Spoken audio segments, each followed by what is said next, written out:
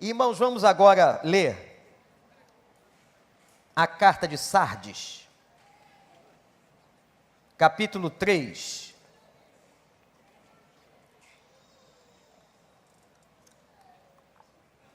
Nós estamos estudando as cartas às igrejas. Agora pela manhã falaremos de Sardes e à noite de Filadélfia. Ao anjo da igreja em Sardes escreva: estas são as palavras daquele que tem os 7 Espíritos de Deus e as 7 estrelas. Eu conheço as suas obras, você tem fama de estar vivo, mas está morto. Esteja atento, fortaleça o que resta e que estava para morrer, pois não achei suas obras perfeitas aos olhos do meu Deus. Lembre-se, portanto, do que você recebeu e ouviu. Obedeça, arrependa-se. Mas se você não estiver atento, virei como ladrão e você não saberá a que hora virei contra você. No entanto, você tem aí em Sardes uns poucos que não contaminaram suas vestes. Eles andarão comigo vestidos de branco, pois são dignos. O vencedor será igualmente vestido de branco. Jamais apagarei seu nome do livro da vida, mas o reconhecerei diante de meu Pai e dos seus anjos. E aquele que tem ouvidos, ouça o que o Espírito diz às igrejas. Que o Senhor nos abençoe. Vamos então, gente, olhar a carta de Sardes. Está aí o nosso mapa inicial, muito importante, geograficamente, para que você entenda. A região da Turquia, João estava ali naquela ilha próxima ao continente, a ilha de Patmos, preso por causa do Evangelho, final da sua vida, provavelmente 95 depois de Cristo, já terminando o primeiro século. Ele escreve a Éfeso, a Esmirna, a Pérgamo, a Tiatira e agora a carta de Sardes. Algumas coisas importantes sobre esta cidade, amados irmãos. Temos aí algumas fotos das ruínas, das escavações arqueológicas desta cidade. Importante. Esta cidade foi considerada uma cidade magnífica. Sardes foi uma das principais cidades do mundo 700 anos antes de Cristo. Mas agora Sardes está numa decadência. Atenção, igreja. As igrejas do Apocalipse refletem a realidade das cidades. Que coisa impressionante, que lição interessante, pastores. Mostrando para nós que o conselho que Paulo deu em Romanos 12, por muitos não foi observado. Não tomem a forma, mas a cultura é tão forte, as características são tão fortes, que as igrejas do Apocalipse se pareciam muito com as cidades. Aquilo que acontecia da cidade acabava refletindo na igreja. Nós temos a cidade de Sardes, muito sofrida, com muitas invasões, muitos terremotos. É bom lembrar que aquela região da Ásia Menor é uma região muito propícia a terremotos. E vocês vão ver aí algumas das ruínas. O imperador Tibério chegou a liberar a cidade de Sardes por 5 anos para que não pagasse impostos, devido à devastação do último terremoto que ela sofreu no ano 17 depois de Cristo. E também o imperador Tibério não só liberou dos impostos, como ofereceu dinheiro a Sardes, no equivalente hoje a $1 milhão, para a sua reconstrução. Isso naquela época era algo impressionante. Vocês estão vendo aí ruínas que hoje estão na Turquia, no território turco, na região da chamada cidade de Sardes. É muito interessante vermos não só o sítio arqueológico, como a beleza arquitetônica. Quem gosta de engenharia, de arquitetura, temos aí coisas maravilhosas de toda a beleza da cidade de Sardes. Irmãos, e a igreja? A igreja refletia a cidade. Não sabemos, atenção, não temos na Bíblia nada sobre a fundação de Sardes. Como é que esta igreja nasceu?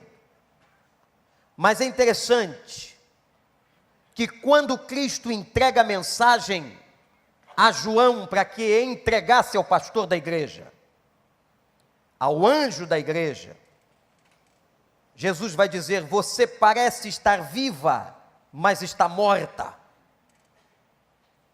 Qual era e que tipo de morte Jesus está falando?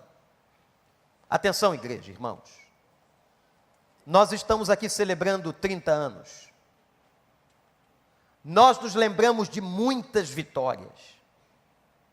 Nós temos até aqui, para a glória de Deus, uma igreja no Recreio ascendente. Uma igreja que nos seus números, nas suas estatísticas, no papel e visivelmente, tem sido uma igreja vitoriosa pela graça de Deus. Louvado seja o nome do Senhor, e a esse Cristo toda honra, glória e louvor, pelo que esta igreja tem recebido e vivido na presença de Deus. Mas atenção, a carta de Sardes nos adverte, porque a igreja de Sardes era uma igreja decadente. E o Senhor Jesus identifica nela uma morte. E essa morte de Sardes, gente, é uma morte espiritual. Tu tens a aparência de estar viva. Parece que estás viva, provavelmente as portas abertas. As pessoas chegavam. Os cultos aconteciam. Mas havia alguma questão na vida espiritual daquela congregação. Volto a dizer, as palavras das cartas não são dirigidas exclusivamente a uma ou duas pessoas, mas ao grupo, à igreja. A igreja estava passando uma decadência espiritual. Nós temos que estar atentos, clamarmos, orarmos, para que não caiamos nesta armadilha satânica e não venhamos a nos assemelhar, em nenhum momento, gente, a igreja de Sardes. Não há, olhem a carta, impressionante isso, pastores, não há um elogio, não há nada que se diga positivamente sobre a igreja de Sardes. E sempre quando Jesus está falando da igreja, dizendo sobre Sardes, você parece estar viva, mas está morta. Ele agora, como fez nas outras cartas, ele se apresenta. Em cada carta ele vai se apresentando de uma maneira.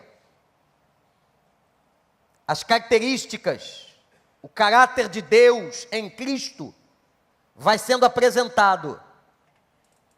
E vamos ver como ele se apresentou a Sardes, uma igreja morta espiritualmente. Eu sou aquele que tem os 7 espíritos. Atenção. Nós temos que compreender, como eu disse, o Apocalipse, à luz do que significava aquela época, toda a numerologia e toda a simbologia.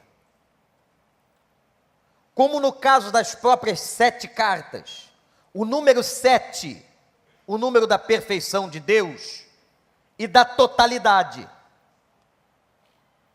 Ora, se o texto está falando de 7 espíritos, não é porque haviam 7 espíritos de Deus. Não, ele está falando do Espírito, de um Espírito. total, amplo, magnífico, na sua grandeza, com todo o poder, com toda a magnitude, que é o Espírito que está hoje de manhã aqui nessa igreja. O Espírito Santo está aqui, aleluia. Eu sou aquele que tenho os 7 Espíritos, isto é, eu tenho, disse Jesus, a totalidade do Espírito Santo. Eu sou o Espírito Santo. É muito complicado para nós humanos entendermos a Trindade de Deus. Os grandes teólogos tentaram entendê-la. Santo Agostinho passou décadas da sua vida dedicando-se à teologia da Trindade. E nós não conseguimos. Como entender que o mesmo Deus se manifesta de 3 formas? O Deus Pai, o Deus Filho e o Deus Espírito Santo. E os 3 são o mesmo Deus, a mesma essência.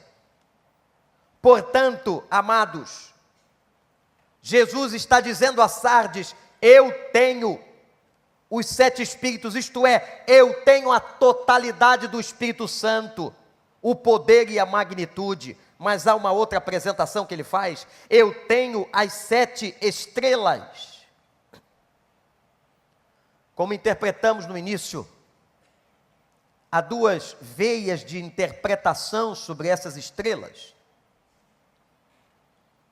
Alguns poucos teólogos acreditam que essas estrelas são referências a 7 anjos. Cada igreja do Apocalipse teria um anjo protetor a ela. Mas a grande parte dos intérpretes da Bíblia acreditam que aqui está uma referência direta aos líderes espirituais, aos pastores das igrejas. Figura muito importante no Novo Testamento na direção do povo de Deus. Quando o Senhor viu a restauração de Pedro em João 21, quando Jesus Cristo promoveu na praia aquele grande divã de Pedro, depois de Pedro tê-lo negado, e Jesus diz a ele: Pedro, tu me amas? Senhor, tu sabes. Então Pedro, apacenta as minhas ovelhas. A teologia pastoral no Novo Testamento, ela é fortíssima e fundamental, porque não há, gente, não há uma organização na face da terra que não tenha liderança, que não tenha um líder.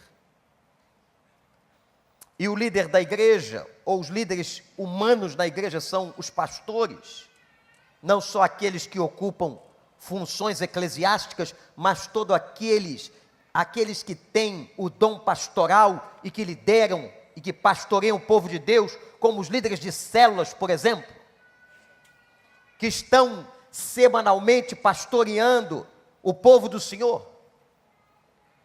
Hoje tomaram um cafezinho cedo com o pastor Marcos, avaliando 2018 e realinhando 2019, que nós sabemos vai ser um ano de vitória.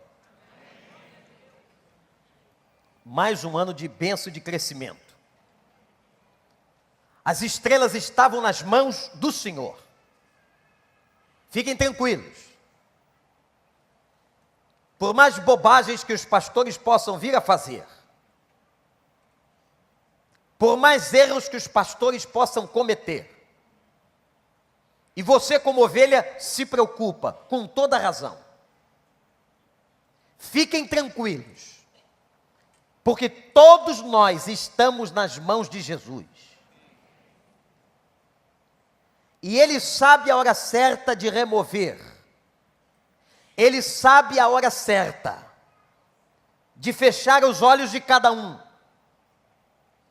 de substituir. Nós não estamos, irmãos, numa instituição que depende apenas e simplesmente da decisão dos homens, das assembleias humanas. Mas nós estamos numa organização fundada por Jesus e que Ele diz: eu mesmo edificarei a minha igreja.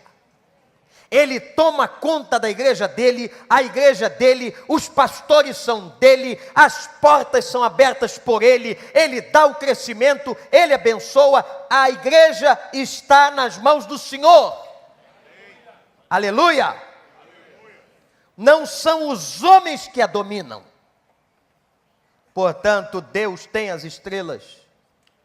E Jesus está dizendo agora para João, diga ao pastor de Sardes, diga ao pastor do Recreio, diga ao pastor de qualquer igreja, que as estrelas, que os pastores estão nas minhas mãos. Eu sou aquele que tenho o Espírito da abrangência, da completude, da grandeza e da magnitude. Agora a carta apresenta o diagnóstico. E Jesus diz assim, versículo 1, olhe para a sua Bíblia: eu conheço as tuas obras, a tua fama de estar viva, mas está morta. Aos olhos de Deus, tuas obras não foram encontradas perfeitas. Ele está falando de quem? Ele está falando de nós. Meu irmão, olha para mim aqui. A igreja não é um CNPJ e um nome. A igreja é você. Você cheio do Espírito Santo, você que foi selado e batizado nesse Espírito. Você que foi firmado, você é o vaso, você é a coluna. Aqueles que são filhos de Deus, têm o Espírito de Deus, esta é a composição da igreja. Ora, se ele está falando de uma igreja que está agora vivendo de aparência, ele está falando das pessoas. A liderança vai prestar contas a Deus por ter liderado mal, inadequadamente, mas cada um de nós daremos contas a Deus das nossas obras como igreja do Senhor. Não é uma brincadeira, você não fez uma inscrição num clube, meu irmão. Você não chegou ali no clube da Barra da Tijuca ou aqui do Recreio, foi lá, preencheu uma ficha, tirou uma foto e pagou a mensalidade. Isto aqui não é um clube, isto aqui é uma organização de base espiritual, na qual o Espírito Santo vem, batiza seus filhos, enche com o seu Espírito e temos uma responsabilidade social tremenda na proclamação do Evangelho, na disseminação do perfume de Cristo e da glória do Senhor nessa terra. Esta é a igreja do Senhor. Ora, meus irmãos, se a igreja está vivendo de aparência, é porque eu estou vivendo de aparência. Você está vivendo de aparência. E é disso que essa carta nos ensina. Tomem cuidado com a aparência. A aparência de estar vivo, mas está morto. No fundo, espiritualmente morto. Você pode sair de casa, botar a melhor roupa, o melhor perfume. Eu acho que tem que vir assim mesmo. Tem que vir para a casa do Senhor bonito. O seu bonito. O seu melhor. Essa semana vai todo mundo vir bonito para cá. Mas você não precisa comprar nada. É o seu bonito. É o seu melhor. É a roupa mais bonita que você tem. Sabe por quê? Porque se há lugar importante de ajuntamento na presença do Senhor, é aqui, na casa de oração. Na casa de oração. Onde eu vou estar no meu melhor. Para dar a Deus o meu melhor. E para estar bem comigo mesmo. A aparência é importante, mas não é tudo. E qual é o âmago, igreja? Qual é o centro do coração de um adorador? Qual é a essência? A essência do coração do adorador que agrada a Deus é o coração quebrantado. Esse é o culto, essa é a igreja que Deus quer. Ao coração quebrantado e contrito, Deus não despreza. Mas Deus despreza gente altiva. Deus despreza gente vaidosa, orgulhosa, que não se quebranta, que não pede desculpas, que não se arrepende do mal. Esse tipo de gente Deus não pode abençoar, porque o critério básico, igreja, da bênção do Senhor é o coração quebrantado e contrito. Que Deus dê a esta igreja, a mim e a você, um coração quebrantado e contrito, para que Deus nunca nos despreze. Jesus disse à mulher samaritana: o Pai está procurando adoradores que o adorem como, igreja? Em espírito e em verdade. Isso tem tudo a ver com a carta de Sardes.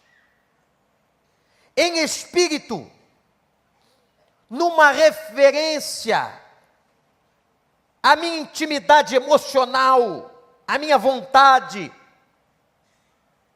ao meu espírito, à minha alma, em espírito.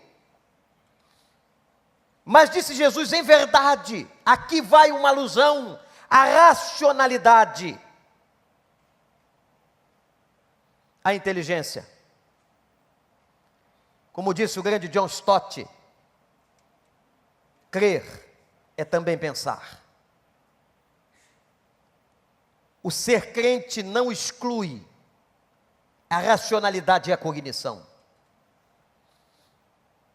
É muito bom quando nós percebemos nas nossas emoções, com os nossos 5 sentidos, é muito bom sentir e experimentar a inexplicável presença de Deus.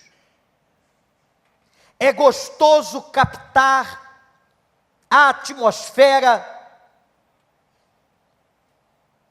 a captar o momento em que Deus está se movendo no meio da igreja.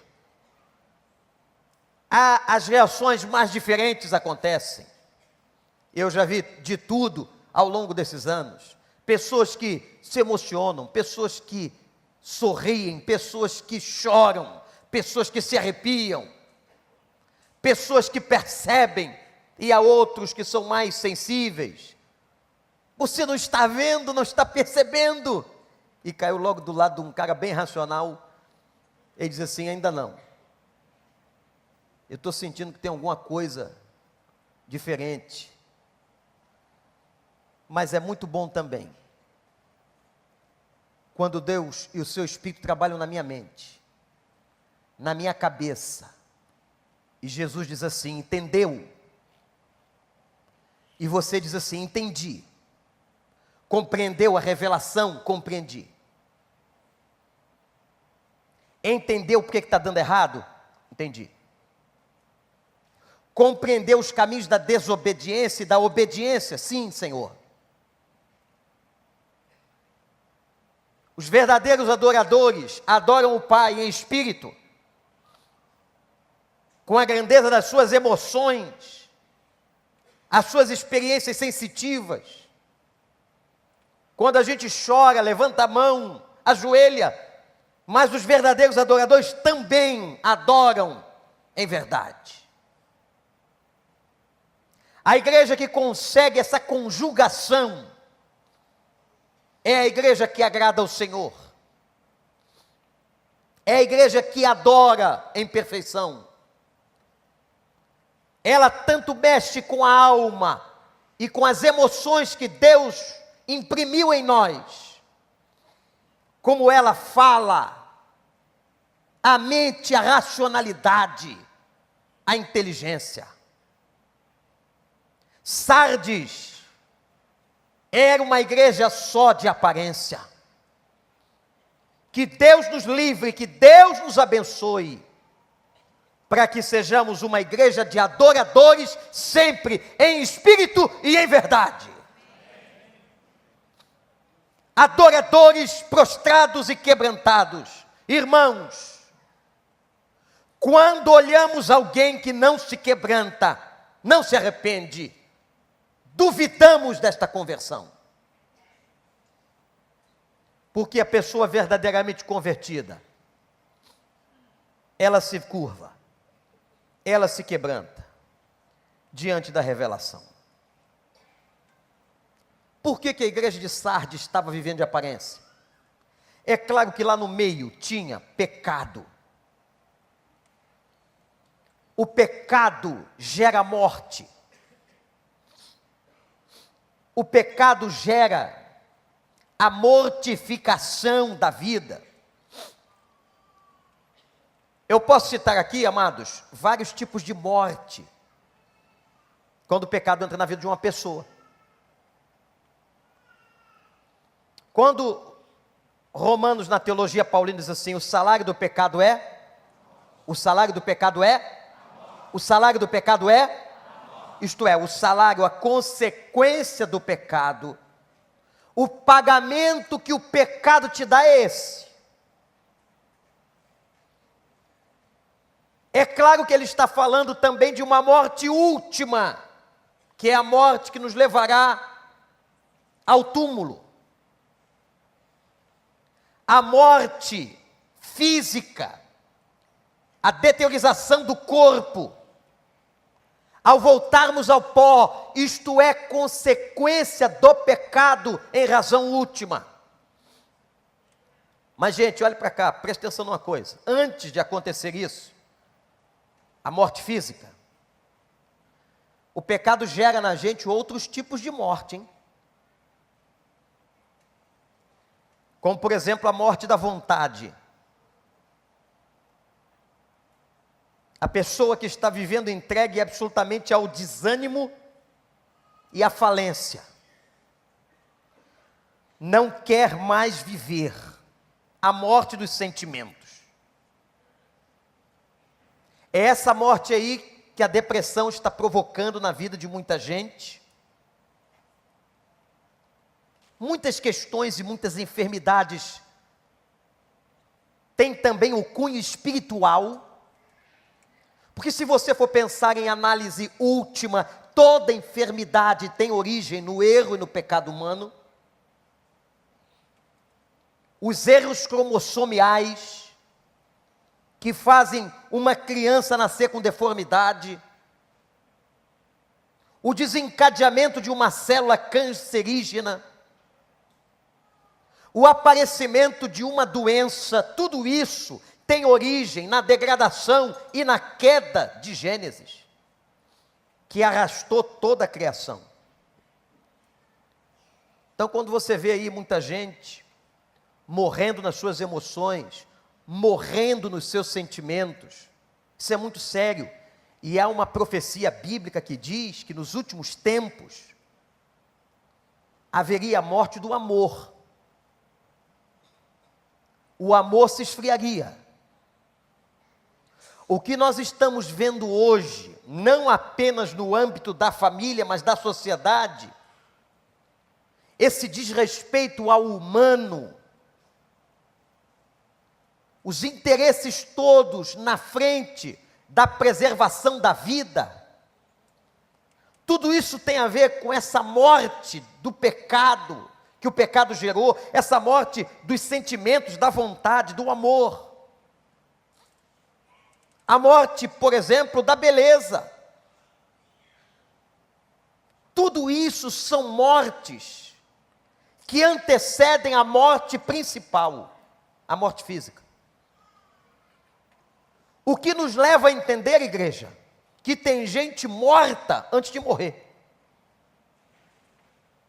Vocês conhecem gente morta antes de morrer? Gente que morreu nos seus sentimentos, na sua alegria, nas suas vontades, nas suas emoções. Morreu nos seus propósitos, que não sonha mais, está morta e viva. Antes da morte última, ela já está morrendo por muitas outras coisas e em muitas outras áreas. Agora eu quero que você anote os conselhos de Jesus. Já sabemos do diagnóstico. O diagnóstico era uma igreja de aparência, uma igreja que parecia estar viva, mas estava morta, pastor Ricardo. E essa igreja, Jesus se apresentou como: eu tenho os 7 espíritos, o espírito da perfeição, eu estou aqui. Atenção, Sardes, e eu te aconselho. O que eu quero dizer agora é que sempre tem tempo de mudar, gente. O nosso Deus é tão maravilhoso. O nosso Cristo é um Cristo da segunda chance e da segunda oportunidade sempre. Louvado seja o nome dele. Porque se não fosse, nenhum de nós estaria aqui hoje de manhã. Nós estamos aqui fruto da segunda chance, da bênção de Deus. É ou não é verdade? Quem aqui é fruto de uma segunda oportunidade? Eu já estou para lá da quinta. Que segunda, rapaz? Quantas chances Deus já te deu? Quantas oportunidades Deus já te deu? A Bíblia diz que Ele, se fosse o já de juízo, já nos teria consumido. Mas nós acordamos hoje de manhã, e a primeira coisa que Ele operou em nós, espiritualmente, miraculosamente, foi a sua misericórdia. A misericórdia do Senhor é a causa de não sermos consumidos. Isso é bondade, isso é graça. Deus sempre dá outra oportunidade. Quem quer, tem outra chance. Primeira coisa então, vai anotando aí agora o que tem que fazer para não ser, ou para sair da situação de uma igreja de aparência. Vou repetir: para não ser uma igreja de aparência, ou para sair da situação de uma igreja de aparência, quais são os conselhos a Sardes? Primeiro, vigilância. Sardes vigia. E é interessante como o Senhor Jesus faz a contextualização da igreja com a realidade da cidade. Vocês lembram que eu disse que a cidade de Sardes foi uma cidade muito gloriosa, 700 anos antes de Cristo. Mas ela sofreu muitas invasões. Eu li alguns registros históricos sobre as invasões de Sardes. E sabe o que a gente pode observar, lendo os comentaristas? Que Sardes, presta atenção nisso, irmão, era sempre invadida por uma brecha. Tem sempre uma falha no muro.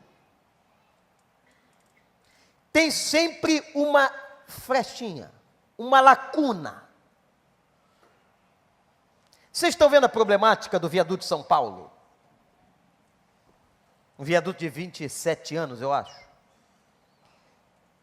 Eu não sou engenheiro, mas achei interessante observar e analisar aquilo, que eles colocaram alguns colchões ou travesseiros que fazem o balanço da estrutura, e agora estão chegando à conclusão que os travesseiros eram pequenos, e que as colunas que apoiam os travesseiros também eram muito finas. Sabe o que é isso? Isso é brecha da construção.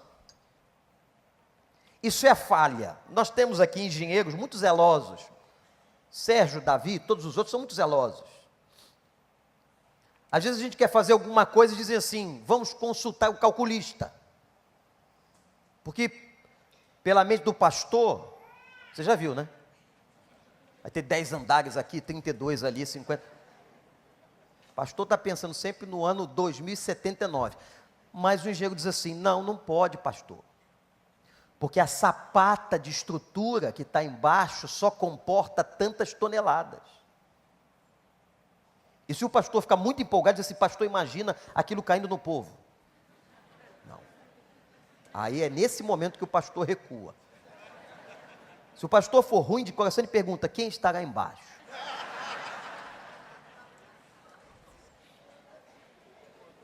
E um pior do que ele, farei uma reunião especial, onde reunirei naquela manhã, naquela sexta-feira 13, aqueles irmãos que perturbam a alma pastoral para uma reunião, aonde os travesseiros serão totalmente retirados. Fiquem tranquilos, não é nada disso. E ele disse, pastor, não pode dar brecha. A primeira advertência de Jesus aqui é, não pode dar brecha.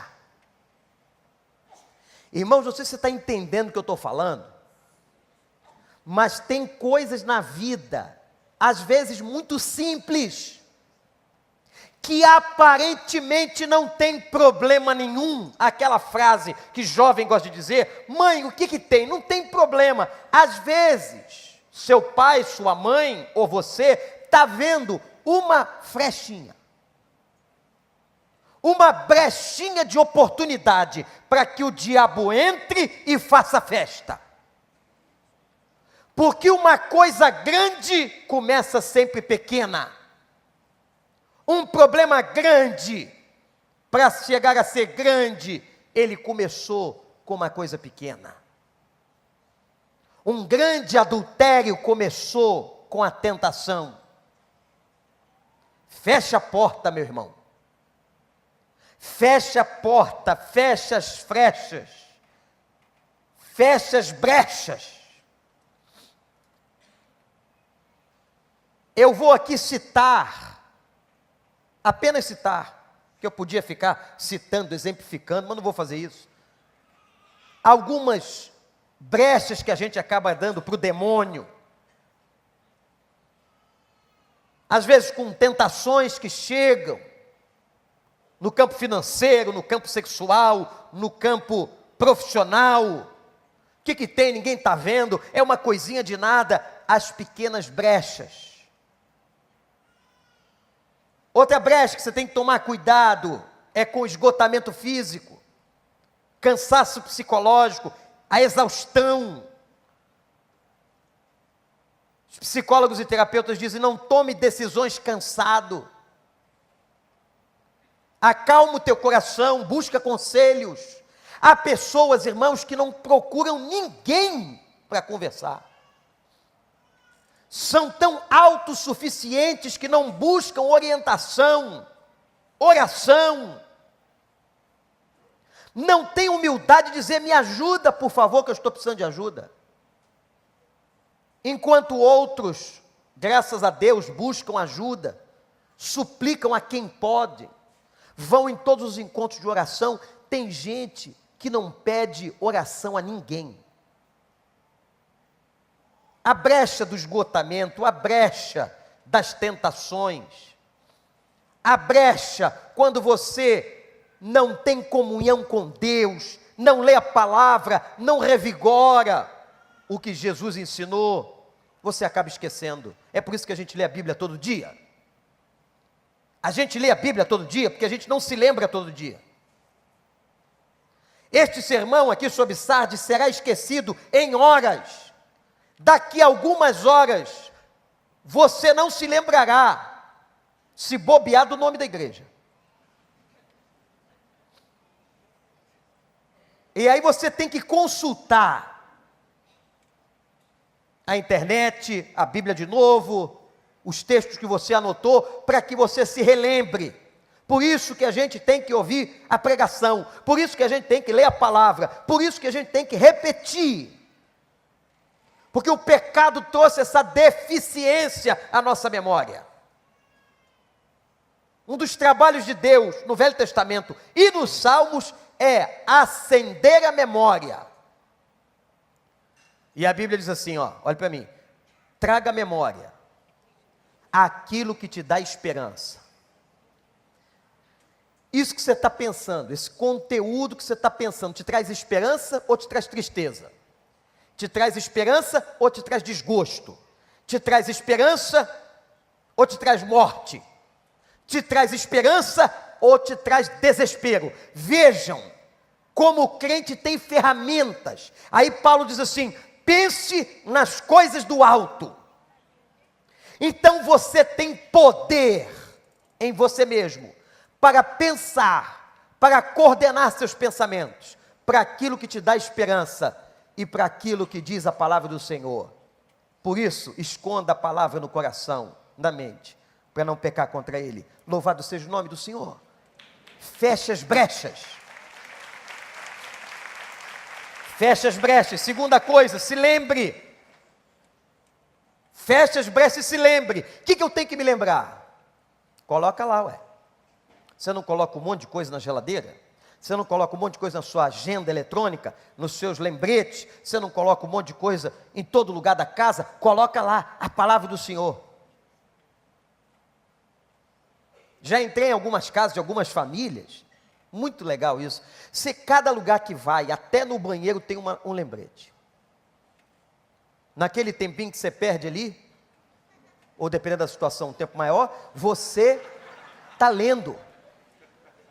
Está fazendo alguma coisa, está lembrando na sala, está lembrando na porta da casa, está lembrando, lembra da palavra do Senhor, lembra das promessas do Senhor, lembra do que Deus já fez na sua vida. Aquele Deus que agiu naquela época, meu irmão, que fez aquela obra, continuará fazendo sobre ti a mesma obra, porque Ele continua sendo o teu Deus. Amém. Sim ou não, igreja? Amém. Então Jesus diz a Sardes: primeiro, fecha as brechas. Primeiro,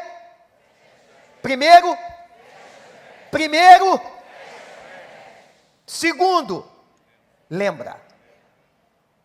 Lembrar de quê? De tudo? Vou lembrar daquela briga? Vou lembrar daquela confusão? O diabo quer isso, está vendo? Olha aquela briga, lembra de novo. Gente, tem gente escravizada com o mesmo pensamento. Pensa na mesma coisa ruim o dia inteiro. Acorda pensando naquilo negativamente. Dorme pensando naquilo. Show, pensamento ruim. Vai embora em nome de Jesus. E que Deus traga à sua cabeça aquilo que te dá esperança. Nós temos o poder em Cristo de pensar nas coisas boas que o Senhor fez para nós. Terceiro, anota aí, para se você não quiser viver de aparência. Qual foi a primeira coisa? Já esqueceu? Não. Qual foi a primeira coisa? Fecha a brecha. Tem brecha, fecha. Isso aqui é uma brecha, vou fechar. Segundo, terceiro, arrepende-te. Tem que ter arrependimento. E arrependimento na Bíblia não é remorso. Eu vou parar de fazer isso. Isso aqui não está bom. Arrepender-se é mudar de direção, metanoia. Eu vou para o outro lado. Eu não vou continuar nisso. Isso aqui não está dando certo. Agora, o cara quer que dê certo ele fazendo a coisa errada. Ele quer a bênção de Deus, a mulher quer a bênção de Deus fazendo a coisa errada. Não havendo arrependimento, não pode haver remissão de pecado. Quarto, obedeça. Há uma diferença entre conhecer e obedecer. Tem gente que pronto, conheço. Eu sei citar o texto. Lembra de Jesus para aquele jovem rico? Eu sei todos os mandamentos, Senhor. Desde o novinho, desde cedo, eu aprendi na sinagoga todos os mandamentos. A diferença é praticá-los. Na hora que ele foi desafiado a praticar o primeiro mandamento, ele não conseguiu. Porque o primeiro mandamento o levaria à renúncia da riqueza, para que ele servisse a Deus. Então não adiantou ele ser um doutorzinho, aquele jovem rico, que sabia tudo, aquele nerd judaico, que gravou tudo, que sabia de cor e salteado os 10 mandamentos, mas na hora que ele foi desafiado a praticar o primeiro mandamento, ele não conseguiu. Portanto, Jesus dá 4 advertências para a igreja que vivia de aparência, que não tinha um elogio. Será que a gente guardou os 4? Vamos lá? Fechar as brechas. Segundo.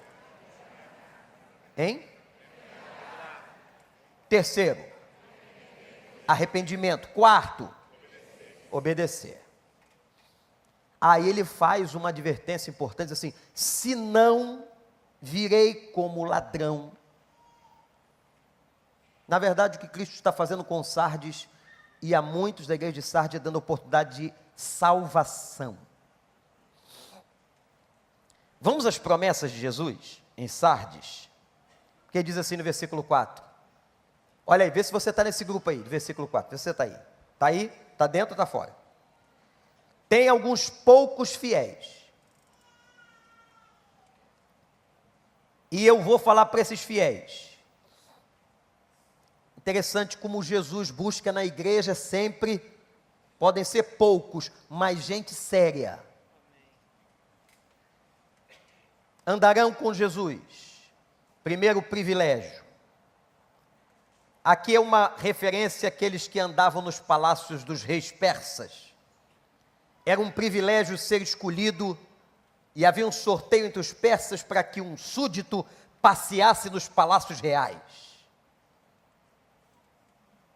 Andarão com Jesus nos palácios, como Enoque andou com Deus. Vestirão vestes brancas. Mas aqui, irmãos, há um ponto que eu preciso fazer uma explicação doutrinária, de difícil entendimento, sob nome riscado do livro da vida. Ora,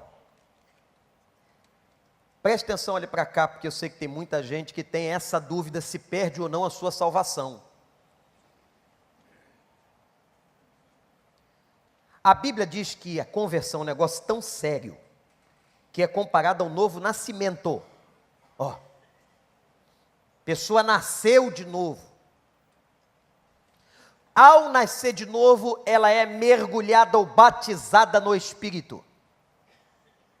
Isto é, o Espírito Santo, diz Paulo, sela uma marca irremovível.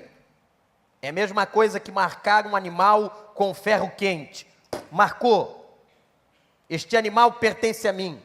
O selo do Espírito, diz a Bíblia, é o penhor da nossa herança. É a certeza. Só poderão entrar no céu aqueles que têm o Espírito, que são convertidos. Então o cara nasceu de novo, o cara foi selado com o Espírito. Como pode esta pessoa perder isto? É muito interessante pensar aqui por um outro prisma. Qual é a vontade de Deus sobre a salvação? Deus criou o homem e só quer que japonês seja salvo. Está certo isso? É só os negros ou os brancos, os do continente africano, os do hemisfério sul ou norte? Não. A Bíblia diz assim: a vontade de Deus é que todos, quando Deus estava escrevendo o livro da vida, escreveu o nome de todos. Então está escrito no livro da vida o nome de todo mundo. O meu, o seu, o daquele bandido lá do morro. Jesus quer que ele seja salvo ou não? Ou o bandido do colarinho branco de Brasília, Jesus quer que ele seja salvo ou não? Todos os nomes estão ali. Quem será arriscado? Será arriscado quem blasfemar, ou quem rejeita, quem não quer o selo do Espírito. E Deus fará isso com muita tristeza. Então, ao invés de você pensar numa nota em que ele escreve e risca, não é isso não. Na sua soberania ele foi escrever o nome de todo ser humano. Em todas as épocas, em todas as eras, em todos os tempos. Está o meu e o seu. Ele só vai riscar aquele que não se arrependeu, que não quis, que diz assim: eu não quero Deus, eu não quero o céu, eu não quero a vida eterna. E tem muita gente hoje que está orgulhosamente dizendo: eu sou ateu. Os fiéis permanecerão fiéis, mas aqueles que rejeitam o Espírito Santo, que não aceitam o selo, que não foram batizados nele, que não têm os frutos ou o fruto do Espírito, esses serão riscados. É disso que Jesus está falando, porque naquela igreja de Sardes, ele diz assim: tem pouca gente crente. Ela tem aparência, por isso que ela tinha aparência de que estava viva. Tinha muita gente, mas da muita gente, pouca gente, daquela muita gente, pouca gente era salva. E aos salvos ele não ia arriscar. Mas a palavra aqui é muito evangelística dentro da igreja. Você sabia que a gente tem que fazer mensagem evangelística dentro da igreja? Sabe por quê? Que tem muita gente que frequenta a igreja que até foi batizado sem consciência, escapa a nossa visão pastoral, acaba sendo batizado, frequenta a igreja, até dizimista, ou até participa de alguma área de trabalho, mas ainda não entendeu conversão, não declinou Jesus Cristo como Salvador, não disse, não confessa, se comporta como ímpio, pelo fruto se conhece a árvore. Tem muitas pessoas na igreja, amigos da gente, que a gente queria tanto que tivesse no céu, mas que precisa se converter.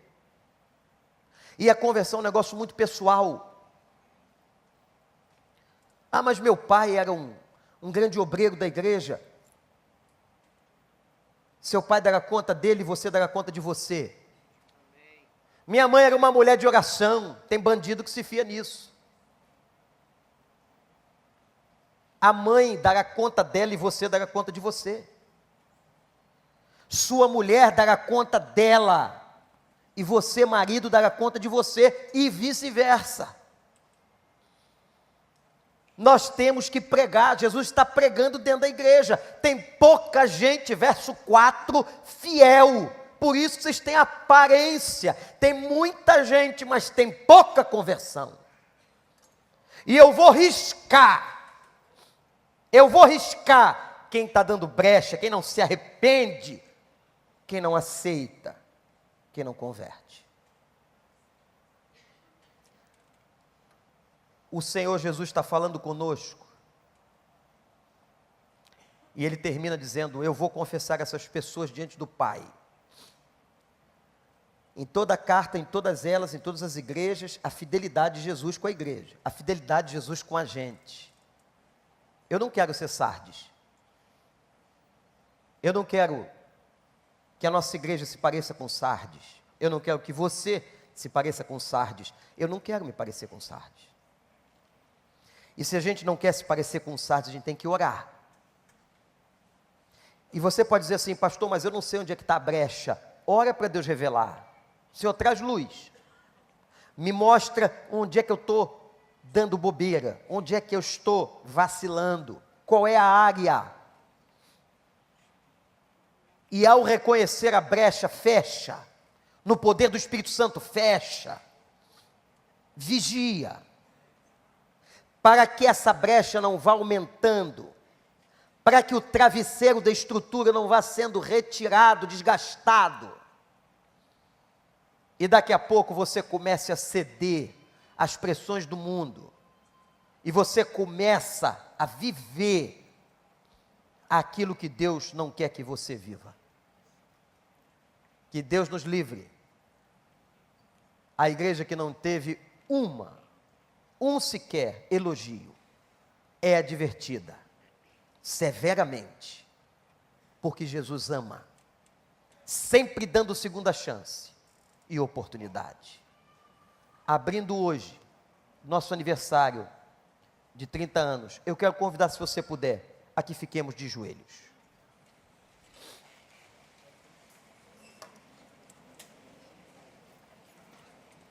Quem não puder pode ficar sentado, em pé, fique à vontade.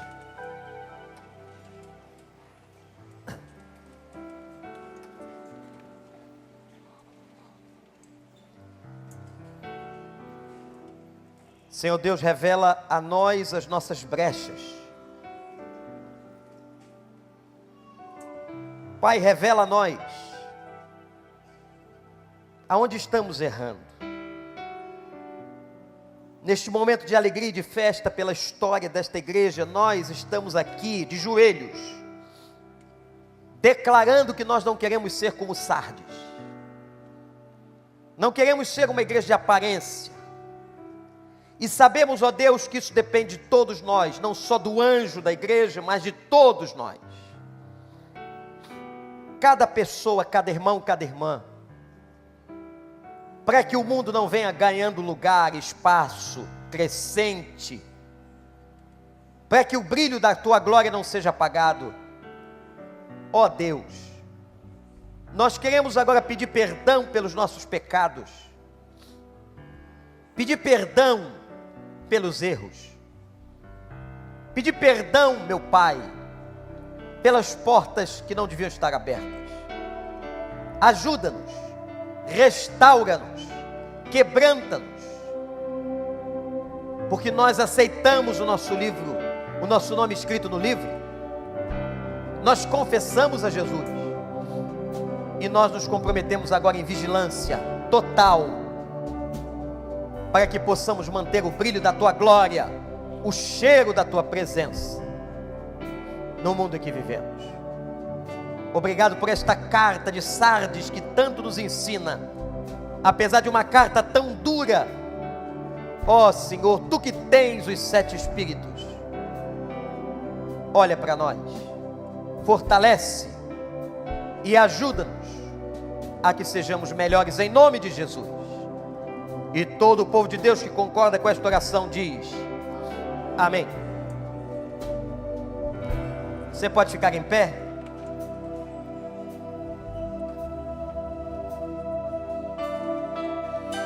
Seus olhos revelam que eu nada posso esconder, que não sou nada sem Ti, ó fiel Senhor. Tudo sabes de mim, quando sondas meu coração, e tudo podes ver bem dentro de mim. Leva minha vida a uma só verdade, que quando me sondas nada posso ocultar.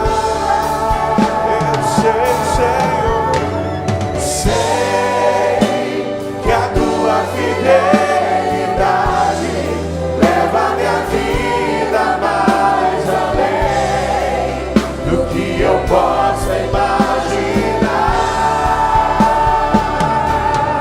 E eu sei que não posso negar que os Teus olhos foram